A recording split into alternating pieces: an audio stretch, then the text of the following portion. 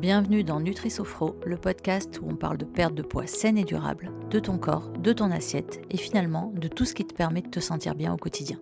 Ici, on brise le mythe des régimes, on parle émotion et équilibre et on explore comment retrouver la sérénité et la santé. Sans régime, sans stress, sans culpabilité ni frustration, c'est promis. Je m'appelle Alexandra et je suis conseillère en nutrition certifiée, sophrologue et naturopathe. Si tu es intéressé par tous ces sujets et que tu veux apaiser ta relation avec ton corps et la nourriture, tu es au bon endroit. Bonne écoute! Bonjour à toutes et bienvenue dans cet épisode 5 de Nutri-Sophro. Aujourd'hui, on va parler d'un sujet qui me semble majeur, la nouvelle définition de l'obésité. Si vous avez déjà été frustré par le fameux calcul de l'IMC, qui ne vous semblait pas réellement représentatif de votre situation, vous allez voir que les choses sont enfin en train de changer. Récemment, on a mandaté 58 experts internationaux pour remettre tout ça en cause et nous faire un nouveau calcul de l'IMC. Ils ont proposé une nouvelle approche qui prend enfin en compte la réalité de l'excès de graisse plutôt que de se baser uniquement sur un chiffre standardisé. Avant d'entrer dans le détail, j'aimerais te partager une histoire qui m'a marquée. Une amie à moi qui se qualifie elle-même de « grosse », je le mets entre guillemets parce que ce sont ses mots, pas les miens, m'a raconté qu'elle était allée voir son médecin pour une grippe et qu'elle s'est retrouvée à devoir subir des remarques culpabilisantes sur son poids. Comme si son obésité était la cause de tout. Comme si dès qu'on était considéré comme grosse dans notre société, on n'avait pas les mêmes droits et les mêmes traitements que les autres quand on était confronté au corps médical. Alors oui, malheureusement, on vit dans un monde grossophobe et ce type de situation est encore bien trop fréquent. Et c'est aussi un des sujets qu'on va aborder aujourd'hui. Alors déjà pour contextualiser, l'IMC c'est quoi ? Pourquoi ça a été créé et comment ça marche ?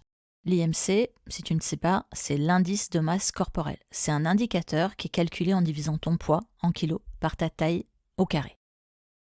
Il a été inventé au XIXe siècle par un statisticien. Et c'est ça qui est important, un statisticien, pas un médecin. J'arrive pas à le dire, statisticien, c'est dur, hein ? Donc, le but de ce calcul de l'IMC, c'était d'étudier la corpulence moyenne des populations et en aucun cas de déterminer la santé individuelle, donc ta santé. Malheureusement, l'IMC, parce que c'était un calcul simple, facile et rapide, il a été adopté par l'OMS comme un indicateur pour classer les personnes suivant différentes catégories. On avait la maigreur, un poids normal, le surpoids, l'obésité et l'obésité morbide. Déjà, rien que le terme, celui-là, c'est quand même mon préféré. On savait déjà que l'IMC présentait de nombreuses limites. Il ne distingue pas la graisse, le muscle et l'eau qui sont présents dans ton corps. Il ne prend pas en compte la répartition de la graisse, là aussi, suivant les zones de ton corps. Il peut surévaluer les risques puisque, comme il est basé sur le poids uniquement, dès que tu es très sportif ou très musclé, ça fausse ton calcul de l'IMC. Mais il peut aussi sous-évaluer les risques chez une personne qui aurait par exemple un IMC classé comme normal, mais qui aurait une forte proportion de graisse abdominale. La graisse abdominale, on sait maintenant que c'est dangereux, parce qu'en fait, elle touche tes organes. C'est souvent le cas des femmes, par exemple, autour de la ménopause, périménopause et post-ménopause, mais ça peut être aussi ce qu'on appelle le ventre à bière chez certains hommes que l'on voit, qui ne sont pas forcément très corpulents, mais qui ont un très gros ventre.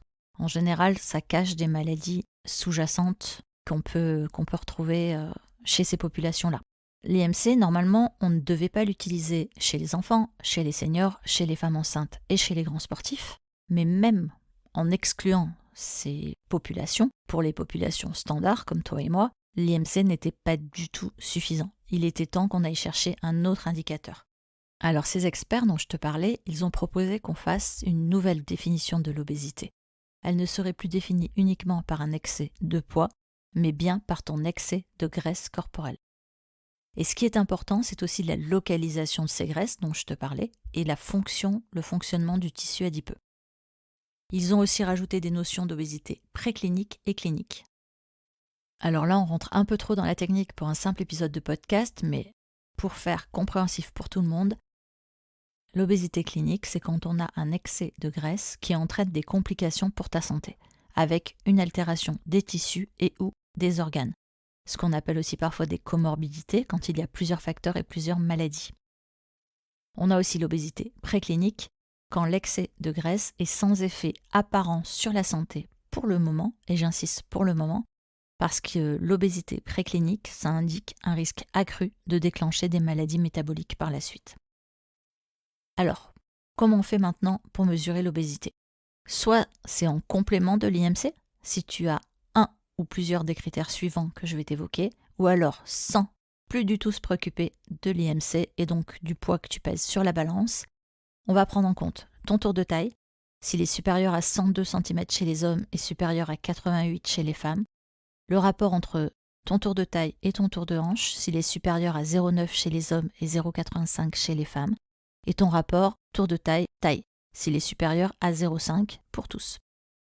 Alors pourquoi j'aime bien ce nouveau calcul et qu'est-ce que j'en pense ? Déjà, c'est une très très bonne avancée parce que ça nous permet, petit 1, de sortir du cadre de l'IMC, dont je te disais tout à l'heure qu'il avait pas mal de limites. Petit 2, ne plus focuser sur le poids que tu pèses sur la balance, parce qu'il y a énormément de femmes, d'hommes aussi certainement, mais moi je travaille principalement avec des femmes, mais énormément de femmes qui, à force de regarder leur poids sur leur balance, déclenchent des troubles, que ce soit des troubles du comportement alimentaire, que ce soit donc de l'anorexie, de la boulimie, etc., mais aussi des troubles, on va dire, mentaux, à prendre entre des pincettes, là aussi je mets des guillemets, tu les vois pas, mais en tout cas qui focus, qui se stressent, qui sont omnubilées par leur balance. Dès qu'elles ont une variation de poids de quelques centaines de grammes, elles sont en panique. On sait que le poids varie. L'être humain, c'est une machine qui est très très bien huilée, mais ça a des variations. Quand tu es une femme, tu peux aussi avoir des variations hormonales en fonction de ton cycle, etc. Donc si tu te pèses tous les jours et que dès que tu as une variation de 500 grammes, et encore 500 grammes, il y en a qui dès qu'ils ont 100 grammes de variation sont déjà en stress. Donc si déjà tu peux calculer avec juste 1 mètre pour prendre ton tour de taille, etc., tu n'auras plus à te focusser sur la balance. Et ça, je trouve que ça va aider pas mal de monde. Mais le fait de sortir de l'IMC, ça va nous amener une vision plus précise, plus juste. On va prendre en compte des facteurs métaboliques et fonctionnels et on aura moins de diagnostics erronés et de diagnostics qui vont stigmatiser les personnes en situation d'obésité. Parce qu'on le sait maintenant, l'obésité, c'est une maladie qui est complexe et surtout qui est multifactorielle. Pendant longtemps, on a vécu et on a pensé, en tout cas le corps médical principalement, mais aussi la population, on percevait l'obésité comme une simple conséquence d'une mauvaise hygiène de vie. C'est-à-dire que, en gros, pour faire simple, si t'es gros, c'est que tu manges trop ou que tu manges mal. C'est faux. On sait aujourd'hui que les causes sont multiples. Des facteurs génétiques, des facteurs hormonaux, des facteurs métaboliques. L'influence de ton mode de vie, oui, l'alimentation, ok, mais pas seulement, l'activité physique, le stress, le sommeil, tous les facteurs environnementaux et sociaux. Est-ce que tu as accès à des aliments sains ? Est-ce que tu es trop sédentaire à cause de ton travail ? Est-ce que tu es en situation de précarité ? Parce qu'on ne va pas se mentir, si tu ne sais pas comment tu vas finir le mois, si tu ne sais pas tu vas pouvoir payer les courses pour tes gamins, si tu ne sais pas si tu vas te faire expulser de chez toi, évidemment que tu n'es pas dans les mêmes conditions pour t'occuper de ta santé et de ton poids que quelqu'un qui a accès à beaucoup plus de ressources, qui a du temps pour se faire aider, qui a du temps pour prendre soin de soi, etc. On sait maintenant que tout faire reposer sur la responsabilité individuelle, c'est dangereux. L'objectif du rapport, c'est aussi de mettre fin aux préjugés et à la stigmatisation. Il a été prouvé scientifiquement que cela aggravait les choses. Ça augmente le risque de prise de poids et ça diminue la possibilité de perdre du poids. Ça revient un peu au même, les deux sont ensemble, mais peu importe. C'est-à-dire, c'est le fait de stigmatiser aggrave la situation dans tous les cas. Il faut mettre fin à ces préjugés. Lutter contre l'obésité, ce n'est pas juste une question de volonté. Et ce n'est pas juste ce que tu vas mettre dans ton assiette et par la suite que tu vas manger. Très important que les politiques de santé publique se basent sur les nouvelles données scientifiques. On le sait que le stress, on le sait que le sommeil, on le sait que la prise de poids, etc., etc., etc. C'est pas nouveau, ça fait des années maintenant qu'on en parle et on a un retard tellement énorme que si on se contente juste de dire aux gens, ce qui est déjà bien, mais si on se contente juste de dire aux gens qu'il faut manger moins et bouger plus, ce n'est pas suffisant. Ça ne prend pas en compte tous les autres facteurs. Okay ? Tout ça, c'est quand même important. Moi, je suis contente que ce nouvel indice existe. Alors, certains commencent déjà à l'appeler IRC, indice de rondeur corporelle. Je ne sais pas si c'est le nom définitif qui va rester. L'idée de rondeur et de rondeur plus ou moins bien placée, je trouve ça assez bien trouvé, mais peut-être pas suffisant. Moi, en tout cas, ça me parle, ça me plaît qu'on mette en place tout ça, parce que, on le sait, les personnes en situation d'obésité ne sont pas traitées de la même manière par le corps médical qu'une personne qui est considérée comme mince. Il y a un biais des professionnels de santé, on va pas se mentir. La plupart des patientes qui sont en situation d'obésité, on leur répond d'abord « perdez du poids » quand elles consultent, peu importe la raison pour laquelle elles consultent. Elles se plaignent qu'elles ont mal au dos, faut perdre du poids. Elles se plaignent qu'elles ont mal aux genoux, faut perdre du poids. Elles se plaignent qu'elles ont des douleurs articulaires, faut perdre du poids. Ok, c'est vrai que si elles perdent du poids, évidemment, leur santé globale, possible qu'elle s'améliore, c'est même pratiquement certain. Sauf que perdre du poids, je le mets encore entre guillemets, c'est pas donné à tout le monde.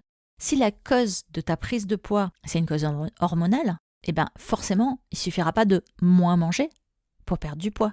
Ça va aider, évidemment, si cette personne mange trop. C'est pas forcément le cas. Si cette personne mange très mal, mais c'est pas forcément le cas. Parce que justement, on l'a dit, c'est multifactoriel.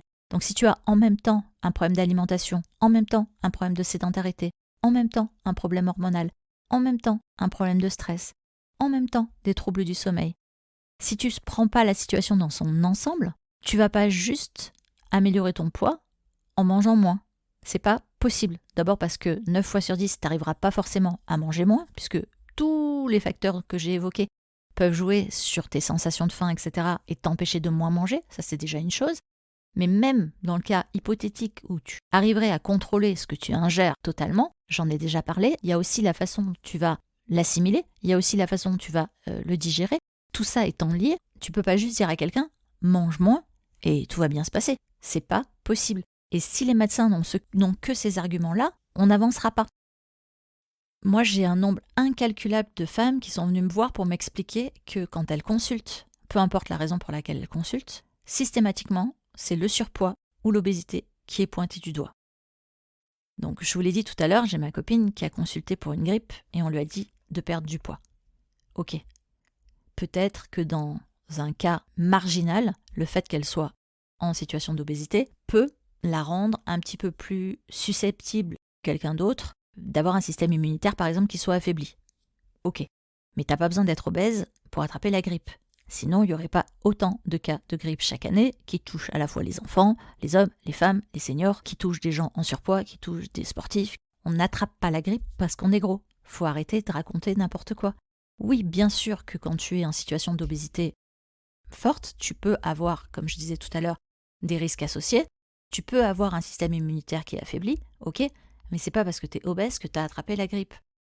Dès que tu consultes et que tu as des douleurs chroniques ou des douleurs gynécologiques, la plupart des médecins, ceux qui sont mal formés en tout cas, vont systématiquement relier en premier toutes les douleurs à l'obésité.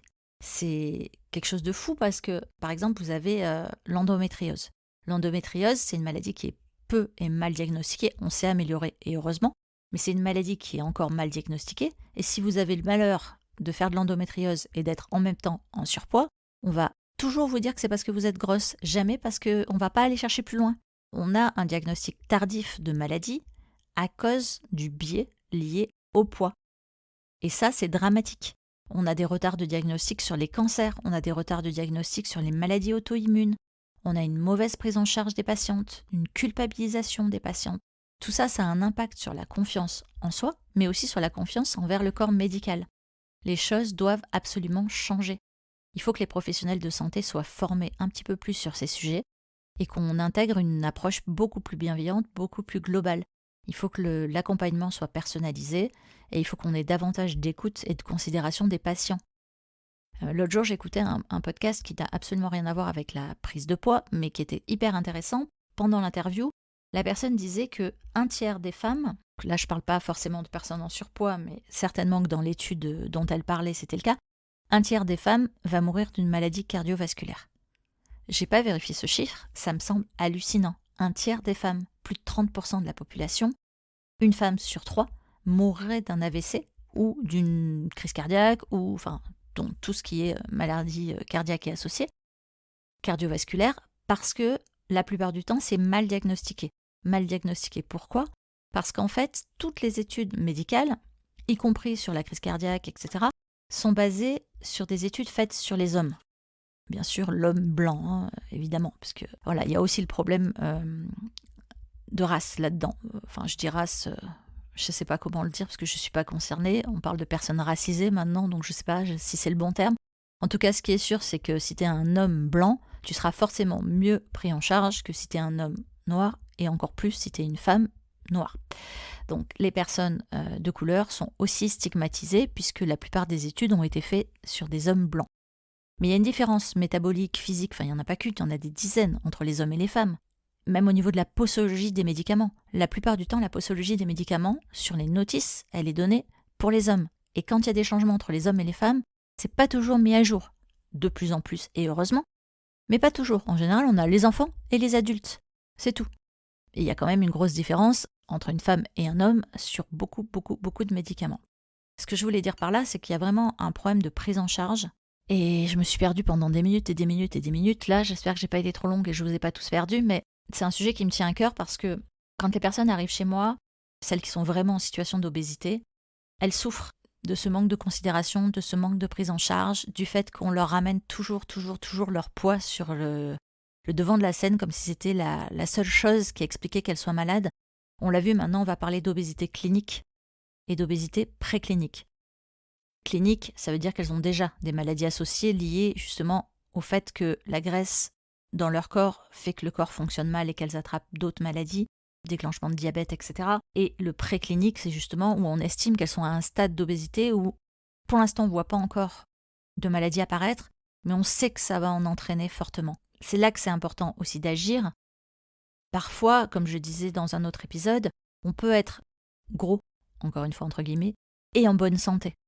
Maintenant, ce qui est important de savoir, c'est est-ce que vous êtes en bonne santé parce que vous êtes obèse depuis peu de temps, ou est-ce que vous êtes en bonne santé parce que vous êtes encore très jeune, ou est-ce que vous êtes en bonne santé parce que vous avez des critères génétiques de bonne qualité, ce qui fait qu'en fait votre obésité n'a pas joué sur d'autres aspects de votre santé. Tout ça, c'est à prendre en compte. Mais on ne peut pas le faire si déjà, quand une personne se présente chez un médecin pour dire qu'elle a des problèmes, on lui répond « t'es trop grosse, t'as qu'à maigrir ». Je suis volontairement agressive dans mes propos, mais j'ai des femmes qui ont réellement entendu des choses comme ça. Des médecins, parfois leurs médecins traitants habituels, mais parfois des médecins qu'elles voient pour la première fois, qui leur disent écoutez madame, vous allez d'abord maigrir, puis vous reviendrez me voir après. Non, la personne elle est en souffrance là, maintenant, aujourd'hui. C'est maintenant qu'elle a besoin d'aide. Pas dans 3 mois, 6 mois, 1 an, parce que une personne qui a 30-40 kilos à perdre, si tu la renvoies chez elle en lui disant faut que tu maigrisses, elle va pas revenir la semaine d'après. Elle n'aura pas perdu. C'est pas possible. C'est physiquement impossible. D'abord, ce serait même dangereux. Enfin, 30 kilos en une semaine, même la pilule magique, elle n'existe pas. Mais ce que je veux dire, c'est que c'est pas possible de perdre du poids rapidement. Mais si elles ont donc une maladie qui est là, maintenant, présente, peu importe que ce soit lié ou pas à son obésité, c'est maintenant qu'il faut commencer à traiter cette patiente, c'est maintenant qu'il faut commencer à l'aider, c'est maintenant qu'il faut commencer à la soulager. Et c'est ça que j'aimerais que les professionnels de santé commencent à prendre en compte un petit peu plus parce que j'entends vraiment des histoires absolument tragiques. Des femmes par exemple qui sont trop grosses pour qu'on puisse leur faire des IRM, des femmes qui sont trop grosses pour qu'on leur fasse correctement une mammographie et donc qui ne peuvent pas déceler un cancer du sein, alors qu'on sait que si c'est pris à temps, heureusement le cancer du sein fait partie des cancers duquel, si tout va bien, on peut s'en sortir, mais si c'est pris à temps, si on est traité à temps, si on est soigné à temps, si on le décèle à un stade 4, malheureusement, plus le même pronostic. Donc c'est dramatique que ces personnes qui sont en situation d'obésité soient renvoyées chez elles avec un simple « mange moins, maigris, puis reviens me voir après ». Ce n'est pas possible. Donc oui, c'est des sujets qui me touchent, oui, c'est des sujets qui m'énervent. Heureusement, les choses changent. Heureusement, on va dans un meilleur sens. J'aimerais que ça continue, j'aimerais que ça aille beaucoup plus vite. Moi, je fais ce que je peux, j'apporte ma petite pierre à l'édifice. J'aide certaines d'entre vous à perdre du poids, et c'est cool pour celles qui m'ont fait confiance. J'aide aussi celles qui ne peuvent pas perdre de poids parce qu'elles ont des problèmes, par exemple, hormonaux ou autres, à quand même améliorer grandement leur qualité de vie. Et puis surtout, j'en parlais tout à l'heure par rapport au fait qu'on n'était pas tous égaux, même en termes de budget et de finances. Par exemple, quand vous avez des personnes qui ont des cadres supérieurs ou autres, des gens qui ont des bons revenus, qui sont capables d'être informés correctement de ces sujets, qui peuvent par exemple faire des analyses. Vous savez, quand on fait de la micronutrition, on fait aussi des analyses hormonales à plein de niveaux. On teste vos macros, vos micros. On vérifie que vous avez tout ce qu'il faut comme vitamines, minéraux, etc. La plupart des médecins un, ne savent pas prescrire ce type d'analyse, et deux, même s'ils savent le faire, ils ne veulent pas forcément le faire parce qu'ils trouvent parfois ça inutile. Une personne qui a les moyens, elle va se faire prescrire une prise de sang par sa nutritionniste, et puis elle va aller la faire, elle va la payer, et puis c'est réglé. Quelqu'un qui n'a pas les moyens, il ne pourra pas accéder à tout ça. Il ne pourra pas forcément se payer d'ailleurs des consultations chez des sophrologues, naturopathes, nutritionnistes, etc. Il pourra aller que chez son généraliste, parfois chez une diététicienne, plus ou moins bien formée sur ces sujets. Voilà, c'est quand même un gros sujet. Les médecins n'ont pas beaucoup d'heures consacrées à la nutrition dans leur cursus. Les diététiciennes, bien évidemment, ça dure 2 ans. La formation, c'est une très très bonne formation de qualité. Elles sont formées sur ces sujets, sur l'alimentation, sur la santé, etc. Elles ne sont pas toutes formées sur les risques associés. Tout ce qui est, pas les risques associés, c'est pas le mot, sur les autres facteurs. Elles sont beaucoup formées sur l'alimentation, parfois un petit peu sur le sport. Elles sont peu formées sur le stress, sur le sommeil, sur tous ces sujets-là. Donc, dans toutes ces professions, en fait, il y a moyen de travailler en synergie et de prendre le meilleur de tous les mondes. C'est-à-dire que moi, je suis formée en alimentation, je suis formée en sommeil et je suis formée en gestion du stress. Je travaille, même pour l'alimentation, alors que je suis formée en alimentation, je travaille avec certaines diététiciennes quand je veux aller vers un point extrêmement précis ou quand, par exemple, je suis consultée par des gens qui ont des vrais problèmes de santé. C'est-à-dire qu'une personne qui est en obésité très élevée, qui justement a 30 ou 40 kilos à perdre, je ne vais pas l'aider toute seule. Je vais l'aider en partenariat avec son médecin, une diététicienne, parce qu'en général, donc comme je disais tout à l'heure, il y a des maladies associées. Ces personnes-là vont avoir besoin d'analyses particulières, vont avoir besoin d'un suivi particulier. Donc pour toutes ces pathologies, parce que là on parle de pathologie, c'est plus de l'alimentation santé de tous les jours, c'est vraiment de l'alimentation pour les aider à se soigner. Je ne suis pas médecin, donc je travaille avec des médecins, je travaille avec des diététiciennes, je travaille avec d'autres professionnels de santé, parfois des psychologues. Quand on joue, c'est pas du tout le mot que je voulais dire d'ailleurs, mais quand on commence à bouger tous les curseurs là-dedans, on se rend compte aussi qu'il y a une énorme part de facteurs psychologiques, donc je n'ai pas forcément parlé jusqu'à présent. Si la personne qui vient me consulter, elle a d'abord besoin de faire une thérapie, que ce soit une thérapie longue ou une thérapie brève, je vais commencer à l'aider, si elle en a envie et si elle veut travailler avec moi, mais je vais aussi la diriger vers un professionnel. C'est pas à moi de gérer, de travailler sur des traumas, je suis pas formée pour ça. Bien sûr, je vais l'aider à gérer son stress, je vais l'aider par exemple avec ma partie sophrologie à gérer des crises d'angoisse, des choses comme ça, mais c'est pas moi qui vais la soigner sur des traumas graves. Enfin, ce serait totalement contre-productif dans le meilleur des cas, mais ce serait pas du tout éthique et ce serait même dangereux pour la personne. Je veux dire, on peut pas laisser quelqu'un en souffrance en le renvoyant chez lui, en lui expliquant quoi manger. C'est pas possible.